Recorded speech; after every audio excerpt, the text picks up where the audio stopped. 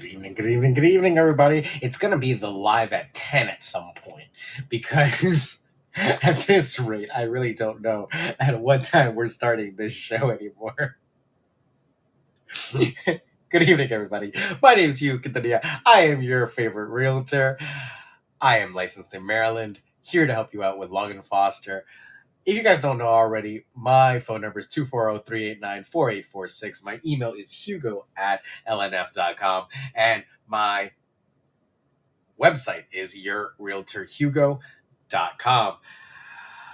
I can't leave you guys without a live. You guys know this. My apologies. Today's been quite a hectic day, but I am here. At least you know where I sleep. Today, your ultimate 30-day home selling blueprint is day 3. And on day 3, what we will cover, because you guys are about to go to bed and have to get up early tomorrow, is we're going to be covering a list of necessary repairs and upgrades based on the assessment and market trends that we talked about the last couple of days. So if you haven't seen part 2 and part 1, go back, check out those videos. I will have them on YouTube eventually at some point. Don't expect them tomorrow, but I will have them at some point. The next couple of videos that you'll see will probably be a few older episodes, as well as the wonderful interview that I did with our dear lender, Eric Johnson over at Prosperity Mortgage.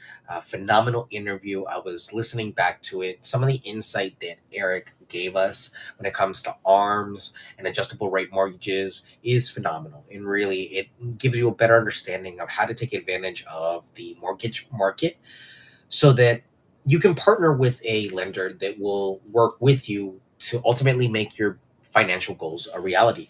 Lenders have skills and have programs that they can use to give you the best deal possible. So definitely consider them, and consider shopping around and meeting different lenders. And if you can, meet with Eric, because he is a phenomenal example of what an accountable lender is and someone that can definitely take you to the finish line. I've seen it time and time again. He has proven himself time and time again at my office, and he's just exceptional. Every week he shows us different things, and trains us on different things when it comes to the real estate market, and he helps clients out every day. So I'm very excited to re-edit that interview, because I think that interview was a great take on the real life examples of what happens in life when you're trying to buy. Going from a new construction to selling the home to then purchasing another home to moving down county, starting from Germantown down to as salary and jobs started to improve, moving lower down county. So real estate's amazing. I've had a great opportunity to speak with investors. Guys, if you're thinking about getting into market, do it. I don't want to tell you go one way or another, but I'm talking to enough people where everyone wants to jump in this year. So the demand is here. I have been nonstop getting phone calls. If you have a place to lease, the demand's there. If you have a place to sell, the demand's there. It is nonstop. I honestly, I'm very thankful, but it's almost distressing at some points, because if the demand is so great for some of these places, why do we not have more inventory? So I'm definitely going to be asking myself that and asking my clients that in the future, exactly what is stopping us from selling. But more than anything, I think it's the things that everybody knows. It's the rates that the math just doesn't math. It just doesn't make sense to do it right now. So let's move away from that and let's stick to day 3. We can talk about that another day, but we can talk only about the things that we can control. And this is something that we can control: the amount of money that we're going to be spending in our upgrades, if we're going to be spending any money at all, to make the property better or have more curb appeal for the upcoming buyers. So 10 things to kind of focus on with day 3, and you kind of preparing yourself mentally and financially for this is, we'll start off with prioritizing essential repairs. Identify and prioritizing repairs that are crucial for improving the overall appeal and functionality of your home. It just goes without saying, the crucial, important factors and features are the ones that you want to focus on: the safety, the appeal, the aesthetic. It doesn't have to be perfect, but these are the things that people notice: the front door, the windows, the roof, the siding. These are all things that people notice, and prioritizing those things because you may not have enough money to do all the repairs that you'd like to do, which is understandable. Focus on first impressions. Assess areas that significantly impact first impressions, such as the front door, entryway, or curb appeal. Again, the things that go on the outside as soon as you walk in are some of the most crucial things that you need to have to sell the property for the highest amount possible. I used to have a rule in retail that you would greet the customer within 8 seconds of coming into the establishment. Think of your house greeting potential buyers. It happens from the moment they drive by. So they only have seconds to make that first impression from the outside. And that's what you want. You want the property to be priced correctly and to look the part, like it's ready to be a brand new home for someone. Evaluate kitchen and bathrooms. Look for upgrades or repairs needed in kitchens and bathrooms, as these are areas often greatly influencing buyers' decisions. Kitchens and bathrooms are the things that sell places. That's all you need to know. Don't spend an arm and a leg trying to fix the kitchens and bathrooms, but kitchens and bathrooms are the places that if you do spend money, you should see more appeal. Now, will you see all your return on your investment? Probably not. But that's not what we're in this for. Remember, we're going for an overall look and value so that we can overall price this property at an appropriate price. You know, we want to give more and ask a correct amount so that we are offered even more than that. But more than anything, we have to price the property correctly because the value that you put in has got to be reflected in the area. And that's why sometimes we spend so much time analyzing this about how much money we're going to spend in repairs or upgrades because it might not be worthwhile to invest, especially if the area is not conducive to you getting that return back. You just have to be mindful. You don't want a property that's going to cost you money to repair, cost you a mortgage payment to keep on the market free and vacant, and it's just going to be sitting stale on the market. It's not going to sell, and you're going to be disappointed and you're going to be spending money. So, consider energy efficient updates. Identify opportunities for energy efficient upgrades, like installing LED lighting or improving insulation. I would also suggest that you stay current on certain design trends and make sure that you're just actualizing those trends and that you're taking your time to do your research. You don't want to be fashion over function. You definitely want to make sure that the functionality of the space comes before the aesthetic. Always function over fashion when it comes to properties. Enhance interior spaces. Evaluate opportunities to enhance interior spaces through paint touch ups, decluttering, or adding focal points. Decluttering, first and foremost, remove everything that might be personalizing the property and give the property a clean blank slate.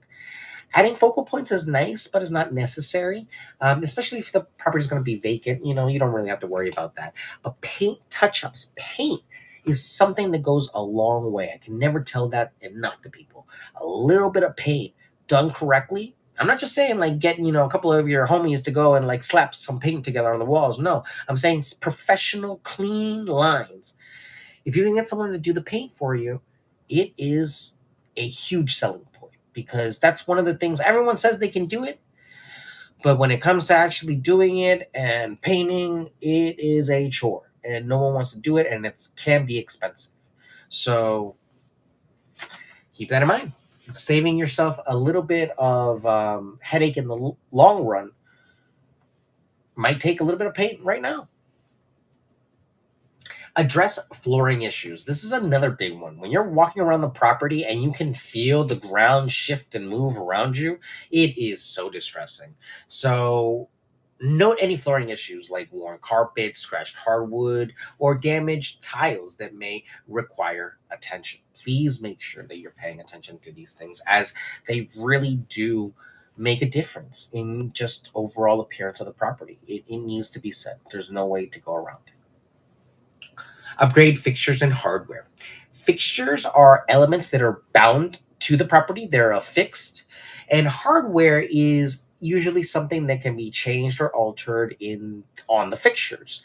Um, if an element can be is not adhered or affixed to the property, it can be personal property. So if you have any questions about what is included and not included in a property, ask, because not assuming that a lighting element like a chandelier or a range or something might be inside the property could actually leave you open to a very big disappointment. So if you are wondering, ask.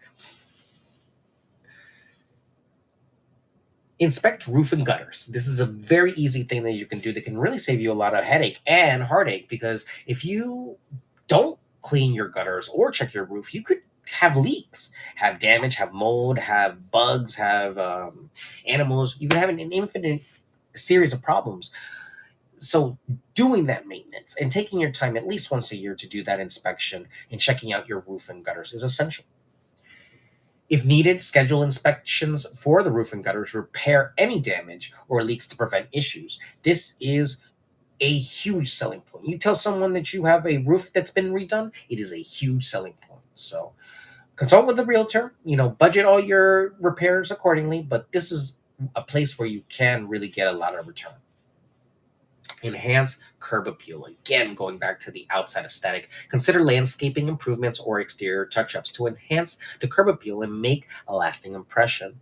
You want that person that likes that property to walk away from that place feeling like that was their sanctuary, that was their home. And it is very easy to do if you take the time to think about how people enjoy their spaces, how people travel in their spaces, and what spaces inside the home people like to use. People are people, and we like kitchens, we like living rooms, we like dining rooms, we like outside. So keep those areas in mind, and make sure that you're investing the appropriate amount of curb appeal attention, because it's not just about slapping the listing on the MLS and calling it a day. It's not that easy. Investigate safety features. Ensure safety features like handrails, smoke detectors, and security systems are functional and up to date. This is a very easy fix that can save you a lot of headache. You don't want your deal to be hung up over some smoke detectors. I had the horrible experience of having a contentious agent give us so much crap over some smoke detectors during lockdown that the deal, a several $100 million deal, was about to well, it's not several hundred million, several 100,000 deal was just about to disintegrate and completely vanish because of some fire alarms, because it became a point of contention. you know it is absurd sometimes, so don't leave anything up to chance. Handle the things that you can control. Smoke detectors are 12 packs. They're 6 packs. You can buy tons of them. Don't be stingy in areas like this, because stuff like that can cost you, even for your own safety. So, just to recap, the 10 things would be prioritize essential repairs, focus on first impressions, evaluate kitchens and bathrooms, consider energy efficient updates, enhance interior spaces, address flooring issues, upgrade fixtures and hardware, inspect roof and gutters, enhance curb appeal, and investigate safety features. Creating a detailed list of necessary repairs and upgrades based on your assessment and market trends will help prioritize tasks that can significantly enhance your home's appeal and value. And don't forget, these are some of the most time intensive tasks there are. So if you get this stuff out of the way, Everything else should be a piece of cake. After this, you stage the property, you um, get the property ready for a photo shoot, you photograph the property, and then you do the marketing, and then you get it off to the races. You put it on the MLS, and highest bidder. Let's go. This has been day 3, ladies and gentlemen, of the 30-day ultimate guide to selling your home blueprint. You can use this whole blueprint, this whole series of videos to prepare your property for listing in 2024 or any year. Really, this is great advice all the time to use when it comes to listing your property. As always, if you have any questions, I am more than happy to help you or anyone you know with your real estate inquiries. I am licensed in Maryland, but can help you all over the United States and the world. My phone number is 240-389-4846. My email is hugo@lnf.com. And my website is yourrealtorhugo.com. I appreciate all of you tuning in, as always. Thank you so much for being so patient today. And it is my commitment to you to always do at least one live a day. So even if it's not going to be at 5, I think that's the agreement that we're going to have. So hopefully I can be just as consistent on YouTube with this pace.